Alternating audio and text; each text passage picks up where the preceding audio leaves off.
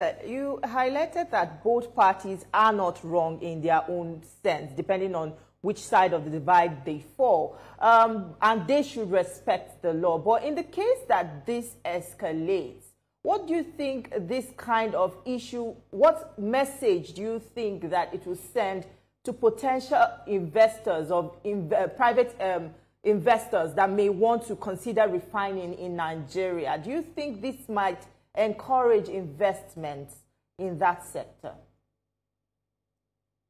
No, I will be very clear. I will not tell you that Dangote, both sides are correct. No, Dangote Refinery is going above board. They are going above the law. Allow the people to be part of the union. And if you have any concerns, sit down with the union and trash it out. And even if you say you want to have a moratorium, I have access to all parties. So even if you say you want a moratorium, you can also discuss that with PENGASSAN. I know what PENGASSAN would do.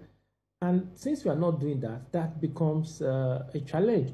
Then you made reference to investors. What will investors look at? Most times we always talk about these investors. Investors want to know that in handling issues in your economy, you are fair. And then the law is respected. Those are the things investors look out for. Now, will you say that if on one hand you are preventing somebody from becoming a part of the union, does that mean you are respecting the law? No. So let me also ask a question. If 820 Nigerians were fired, probably by Chevron, ExxonMobil, or Chevron, ExxonMobil, or Total, who will not be saying this?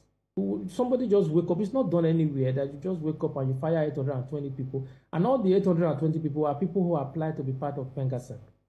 And then you will not call it reorganization. No. So even investors will be looking at it. You said they applied.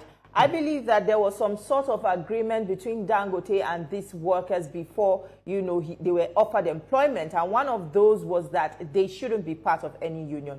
So I believe that those workers understood what it meant before Dangote handed them these jobs. Now, would you say that they also failed in their own contract with Dangote?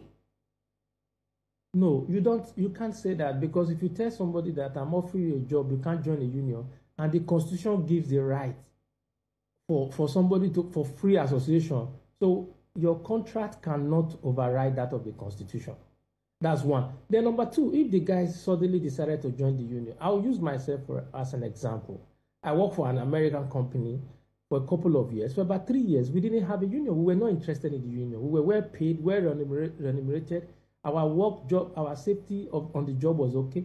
But what was the turning point? The turning point came one day when a management staff, who is a Nigerian, was fired, and it was paid 2 months off after working for about 7 years. So I was instrumental. I was part of those who now decided that, hey, guys, we need to go and join PENGASSAN so that we can define our relationship with the management. And if the management decide that we leave tomorrow, and then we know we have a package to go with. So something must have also gone wrong that made 820 people to suddenly, within 48 hours, now apply to the union. So the Dangote Refinery also need to look at that. So people just don't wake up and want to join the union. They must have been a threat to their welfare, and they must also have a feeling that the work environment was no longer conducive and that they needed help. That's what the union does, and they know that PENGASSAN will offer that help.